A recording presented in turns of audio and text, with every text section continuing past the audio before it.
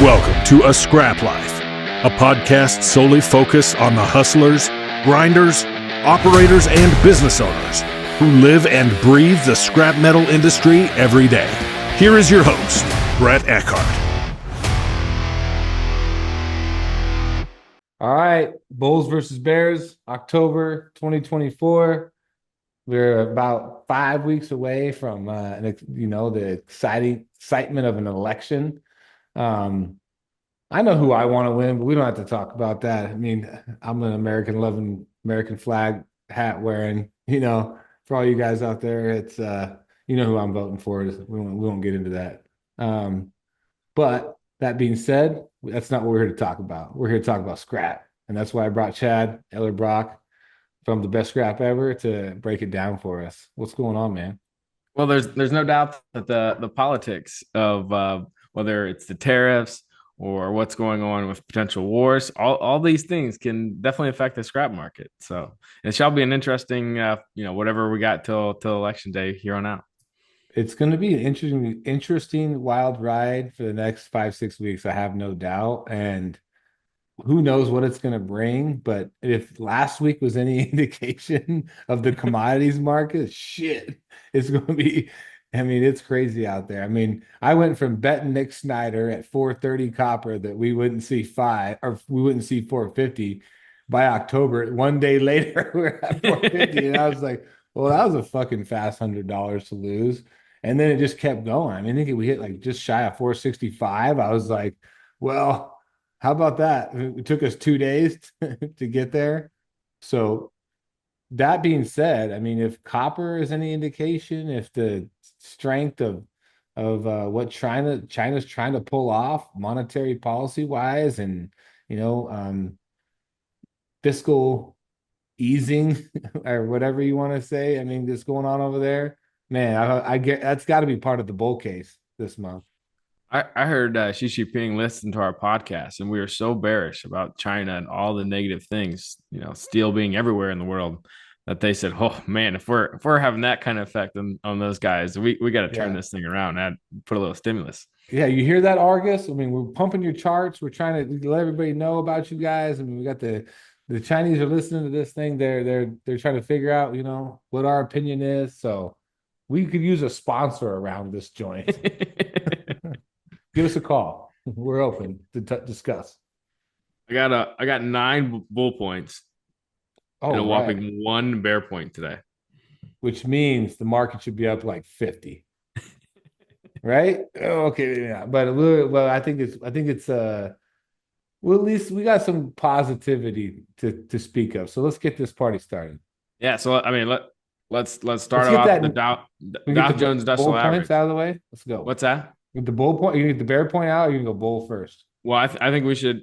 We'll mostly go bull at first. Well, we have to go mostly bull. There's only bullish charts. Yeah. All right, let's do this. All right, you got my chart. Can you see it? Yep. All right, so typically when they announce interest rates are going to be cut, I think there's like a 60-some% chance that there's going to be a recession to follow in the next 12 months.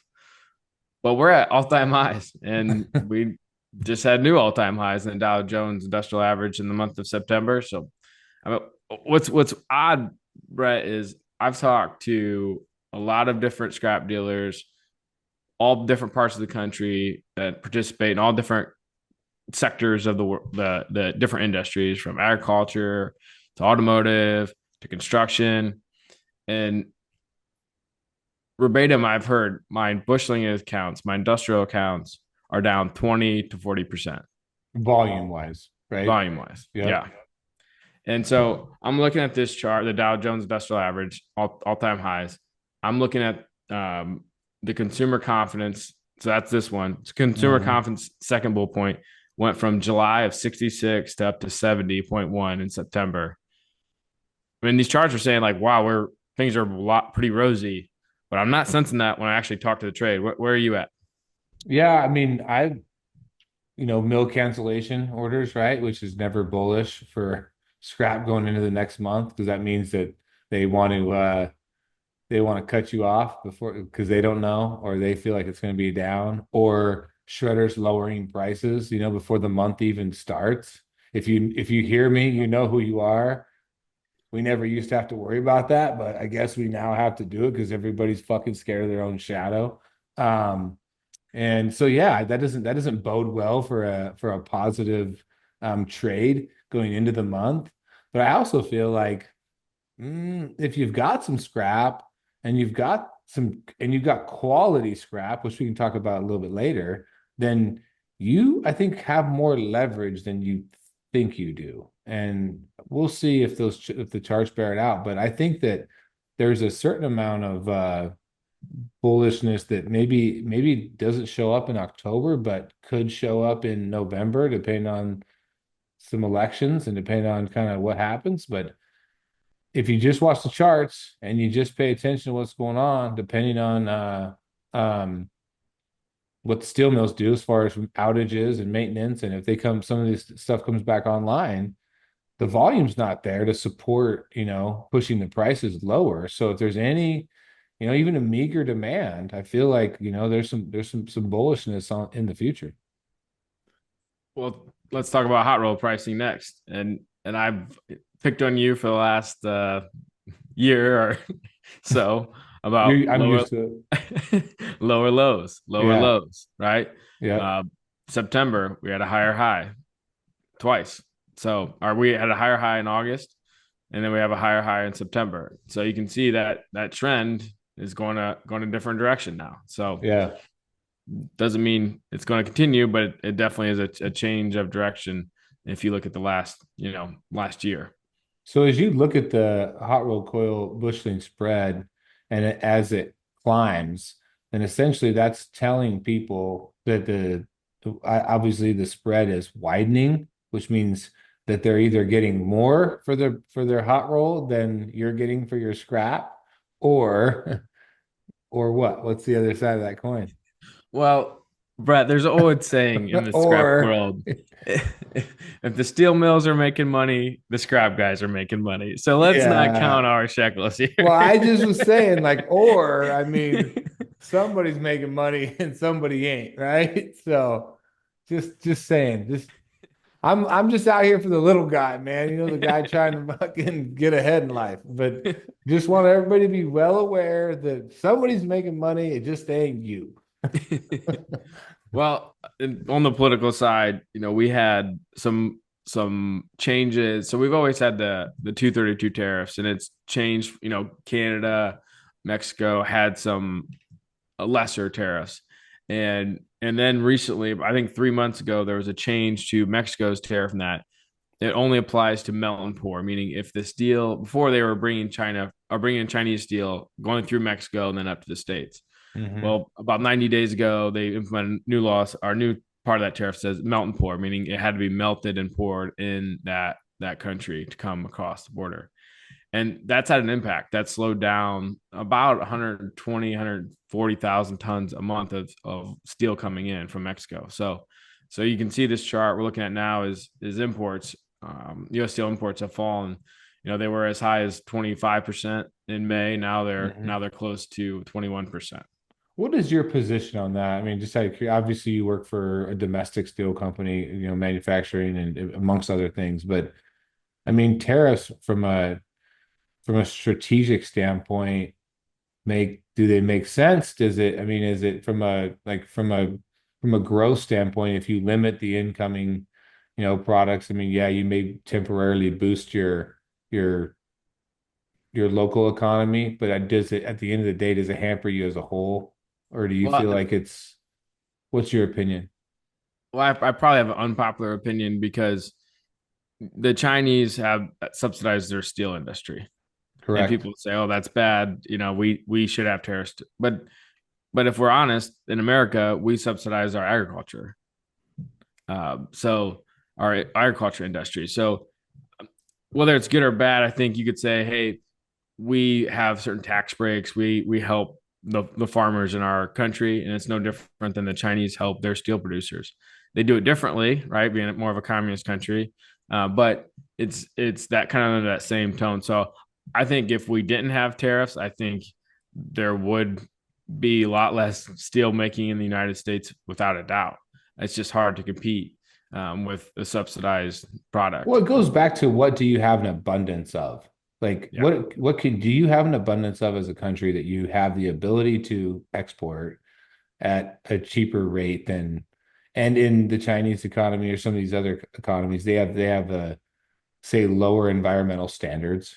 They have the ability to, they have the lower wage standards or lower, basically working standards. So they have the ability to export a large volumes of, say, steel, right?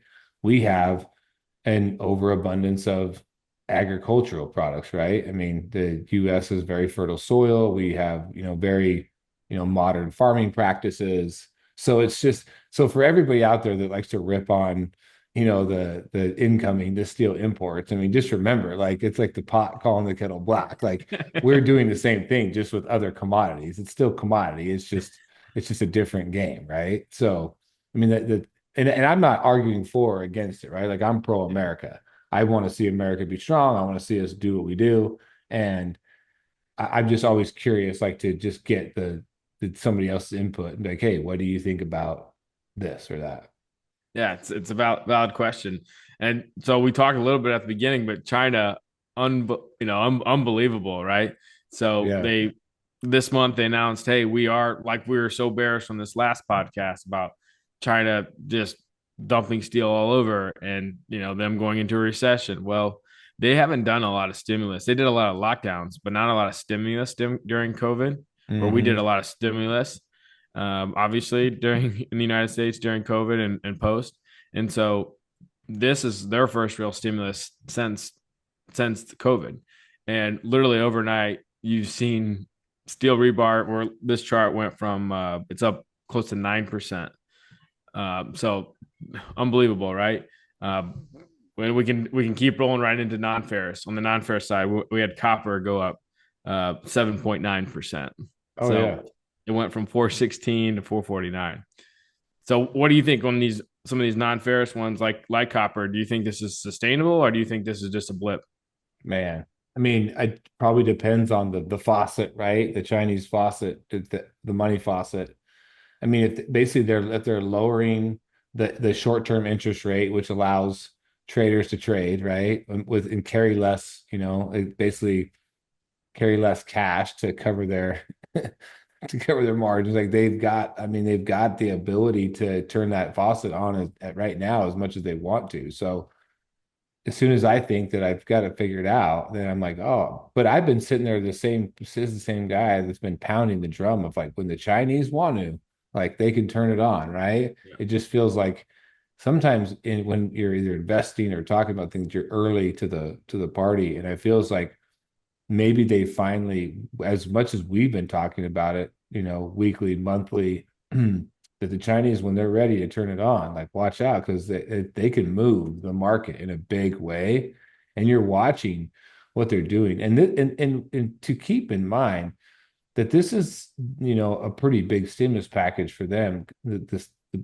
biggest one since the 2008 9 financial crisis, right? Is you they have to go that far back to see something like this, but this doesn't really compare to that stimulus package that they put forth during that financial crisis. So like if they really want to, like basically like they can really turn it on. And so for me to sit here and say like, yeah, this is the peak or this is where we're at, like I feel like all bets are off if they decide that they want to really juice this thing. So, I mean, you're seeing Well, what's possible. I mean, just in a very short amount of time, and I still think like there's more to come. And if that's true, if there is more to come, then I feel like there's more volatility for sure, but there's higher highs coming.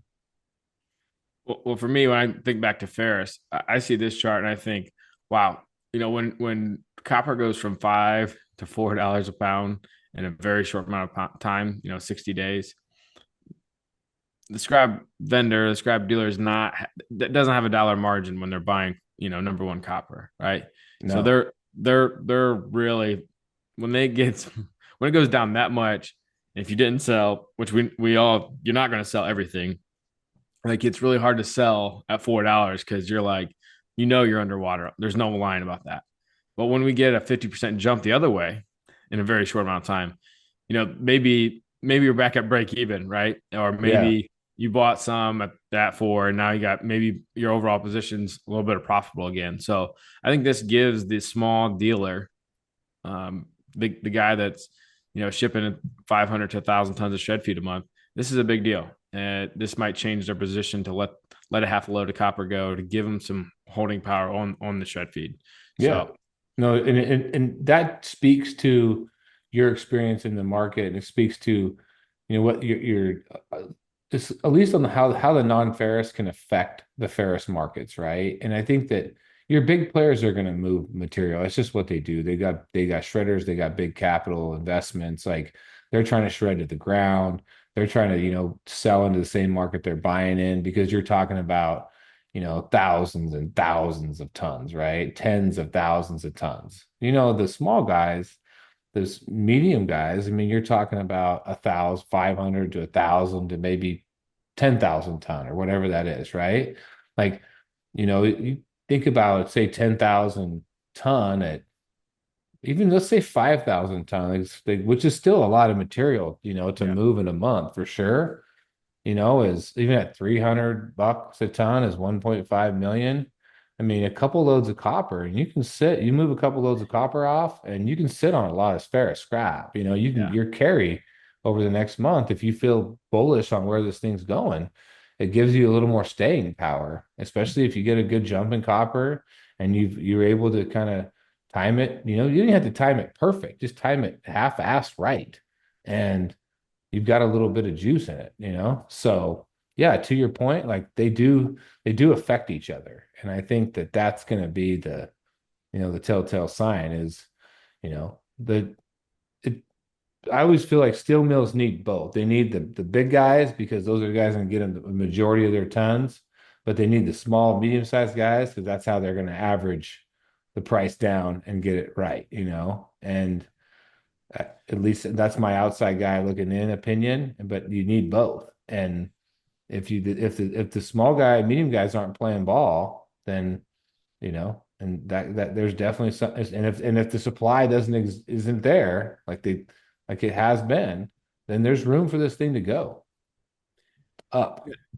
to that point is, as a more ferrous guy, it's hard to admit this, but a half a load of number one copper. Let's just say it's $4 a pound, or like in this case, 450. So 450 times 22,000, right? That's 100 grand. Yeah. Where I buy $100 worth of ferrous scrap, at $100 a ton, what you're paying over the scale today in certain Yeah. areas of the country times 1,000, Yeah. that's 100 grand. And Uh, so it feels like the smaller dealer typically feels more at ease having 1,000 tons of shred feed on the ground than, you know, 22,000 pounds of number one copper. oh So yeah. that's why I think the non-ferrous is something you definitely have to pay attention to. Oh, you just got to be, yeah, you definitely got to be on it. You definitely got to, it's the same thing we talk about with Paris is like, you still have to make a good product. You want to make a good product that multiple people want to buy. If you make shit HMS or you make shit shred, your options are going to be very limited. If you make good quality material, you're going to have, multiple people that you know, want to buy that scrap. Now, whether they want to pay you the price that you want or not, I guess that's that's the other side of the coin. But you definitely want more buyers at the table. That's how you're gonna get to squeeze the max value out of it.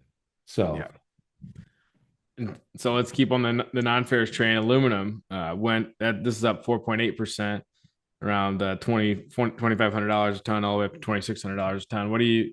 I just feel like this is all this and nickel, which is the next slide, which is up 3.3%. I feel like all this is driven by China. Would you agree? Oh, 100%. I mean, you had the Feds cut rates, right, a week and some change ago, right? They went down a half, which I think gave everybody else permission. Like the way I look at it, was like it just was like the sign off, like, yep, we're going down like half, we're gonna take it off, and we probably more, and then so everybody else like, well, fuck it. Like if they're gonna do that, like either they see something that we don't see, or they're basically saying, yeah, you better do something, because we need more money. Like, I don't see any, which then I think that's what, I mean, not that China needed permission, but I think that they felt better about their decision once they saw the Feds cut by a half. And then they're like, yeah, well, we better go. Yeah. Well, I did say my one bear point for second to last. Second And to last. this is iron ore. So this one has got me a little perplexed in that iron ore is down 5-6% month over month, CFR China. So I'm a little surprised that I think there was some holidays, and so I get why it could go down, but I guess I'm a little perplexed that the traders of iron ore aren't positioning themselves to be in a little bit better position here. Yeah, I don't know a lot about the trade of iron ore, so like I would be speaking like out of pocket.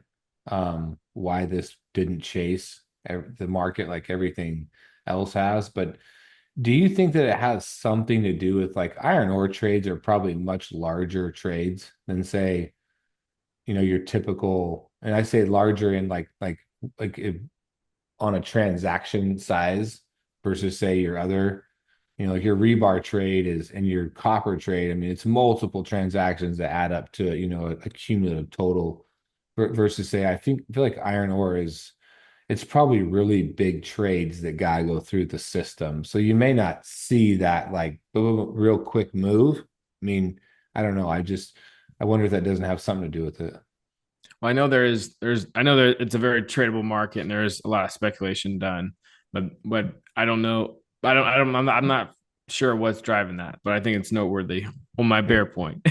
Yeah, it's good to bring up. But if there is somebody out there that is really in tune with iron ore, Yeah.